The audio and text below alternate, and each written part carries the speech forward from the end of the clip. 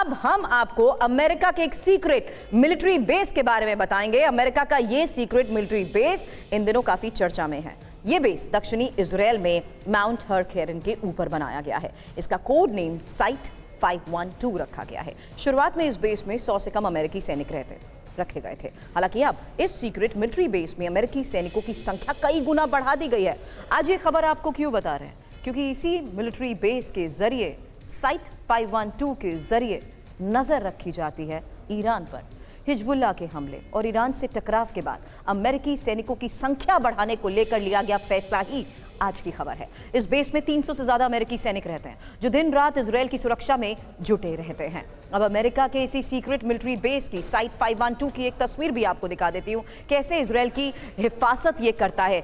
Sir, मुझे join करें यहाँ इंफॉर्मेशन वॉल पर शैलेंद्र सर। और बैलिस्टिक मिसाइल खतरों को जिस तरीके से ये ट्रैक करता है, इसको लेकर सवाल इसलिए भी करूंगी क्योंकि मिडिल ईस्ट में भी अमेरिका जिस हालात को देखते हुए अपने ट्रूप्स को डिप्लॉय कर चुका है। इजराइल का स्ट्रैटेजिकल पार्टनर है, लेकिन इजराइल को संभावित खतरों की जानकारी जिस तरीके से साइट 512 के जरिए मिलती है, इजराइल को सुरक्षा और खुफिया सहयोग जिस तरीके से अमेरिका दे रहा है, उसको लेकर समझना जरूरी है। और इजराइल को साइबर हमलों से बचाना भी एक टारगेट है। यानी ईरान के खतरे को देखते हुए ये साइट इंपॉर्टेंट है और जितनी भी उसकी उन्नत टेक्निक विकसित करने में इजराइल की वो मदद कर सकता है, वो अमेरिका करता आ रहा है। देखिए, अमेरिका की साइट 512 आज या कल सवेरे नहीं लगी है। एग्जैक्टली, पहले से टाइम से है।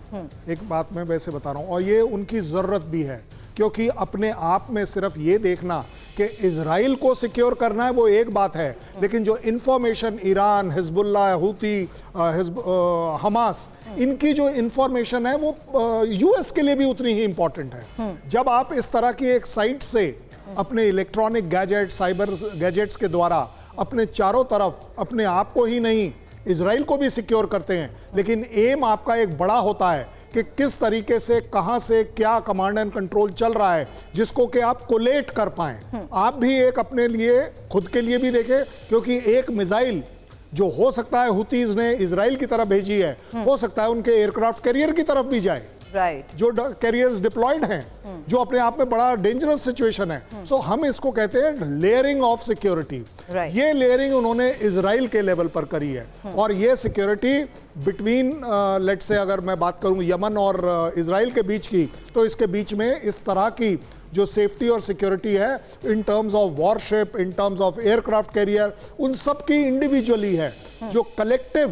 जो कलेक्टिव इसका कोलेशन होता है कि सारी इंफॉर्मेशन को मिलाकर आप ये देख पाएं कि कहां से क्या इजराइल की तरफ आ रहा है, वो शेयर किया जाता है, और जो यूएस के खिलाफ आना होता है उसे डिस्ट्रॉय किया जाता है। लेकिन आज के हालात में साइट 512 का जिक्र इसलिए सर, क्योंकि अभी तक कम सैनिकों की यहां पर मौजूदगी थी, संख्या में इजाफा हो रहा है। यानी जाहिर सी बात है, ईरान का बढ़ता खतरा और उस पर नजर रखने की अमेरिका की तरफ से जो कोशिश है वो बहुत महत्वपूर्ण है। लेकिन एक और बड़ी खबर का आप रुख करूंगी, क्योंकि इस बीच जिस तरीके से ईरान पाकिस्तान से लड़ाकू विमान खरीदना चाहता है, इसकी वजह क्या है ये समझना भी बहुत जरूरी है। हालांकि ईरान के पास लड़ाकू विमानों की क्या कमी है और स्क्वाड्रन में ज्यादातर पुराने फाइटर जेट्स हैं, इसके लिहाज से भी खबर समझना जरूरी है। आपको बता दूं, कई 1960 के दशक के लड़ाकू विमान बताए जा रहे हैं और युद्ध के लिए उन्नत फाइटर जेट्स की जरूरत भी है। आधुनिक तकनीक से लैस विमान ईरान चाहता है। अब ईरान को जिस तरीके से पाकिस्तान ये सहयोग करने को तैयार है, शैलेंद्र सर जरा ये भी समझा दीजिए। देखिए, इस तरह की जो डील है ये बड़ी क्लैरिटी के साथ आप रीड कर सकते हैं। पाकिस्तान कौन सा ऐसा F-16 बनाता है जो कि वो ईरान को देगा? वो जहाज वो देगा, वो J सीरीज का, जो उसका चाइना के साथ है। दैट मींस चाइनीज इंटरेस्ट इसके अंदर बिल्कुल क्लैरिटी से आप देख सकते हैं। दूसरी बात, इस समय पाकिस्तान को चाहिए पैसा, इकॉनमी डूबी हुई है, किसी भी तरह से वो पैसा चाहिए उसे, और उसका सबसे आसान तरीका एक है ईरान। साथ ही साथ पाकिस्तान अपने आप को प्रोजेक्ट कर पाता है कि देखिए, इस्लामिक ब्रदरहुड के अंतर्गत मैं अपने इस्लामिक ब्रदर्स को मदद कर रहा हूँ। हालांकि ये क्लैरिटी के साथ एक विन विन सिचुएशन है। ईरान के पास हथियार पुराने हैं, उसके पास एयरक्राफ्ट नहीं है, उसे चाहिए।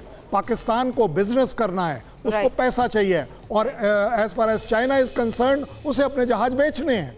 तीनों चीजें कंबाइन होती हैं। हालांकि सुमित, एक रिस्पांस इस पर आपसे भी, क्योंकि ईरान की बड़ी जंगी तैयारियों को देखते हुए ये खबर जिस तरीके से सामने आ रही है, उसमें ये साफ हो रहा है कि अब पाकिस्तान से मदद।